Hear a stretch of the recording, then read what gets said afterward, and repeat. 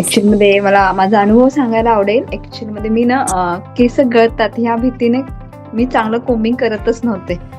म्हणजे एक भीती असते ना, की उगीचच मी केस कोम्बिंग करून केस का पाडू म्हणजे कारण की माझी खूप गळती केसांची. अगदी म्हणजे बुचकाचा बुचका जो म्हटला जातो ना, तो निघायचा आणि मग डोक्यात हेच होतं, की सारखं केस विंचरले, की उगीचच असलेले केस आपणच घालून द्यायचे असे काही समज.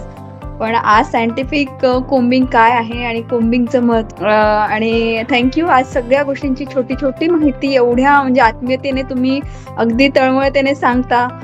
पॅककडे लक्ष देणं, कोणती गोष्ट केव्हा इन्क्लूड करायचं ह्या छोट्या-छोट्या गोष्टी खरंच खूप मॅटर करतात आणि थँक यू.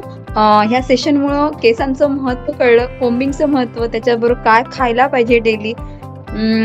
अगदी विज्ञान सगळं सांगतं, सगळं आहे. आयुर्वेदिक पण सांगत होतं, पण तुमच्या माध्यमातून आम्ही पुन्हा त्या आयुर्वेदाकडे जुळलो. आपल्या जुन्या गोष्टी त्या योग्यच आहेत. ह्या समजलं. ह्या सगळ्या गोष्टीसाठी thank you and thank you again and again. Thank you.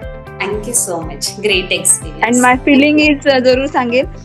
केस खूप सॉफ्ट झालेले आहेत, छान वाटतायत. म्हणजे मोकळे ठेवण्याचा जो आनंद असतो, पण आज मला सुंदर बनवण्यासाठी कारण की केस हे स्त्रीचं सौंदर्य आहे आणि त्या सौंदर्याकडे एक पाऊल उचलून देण्यासाठी धन्यवाद.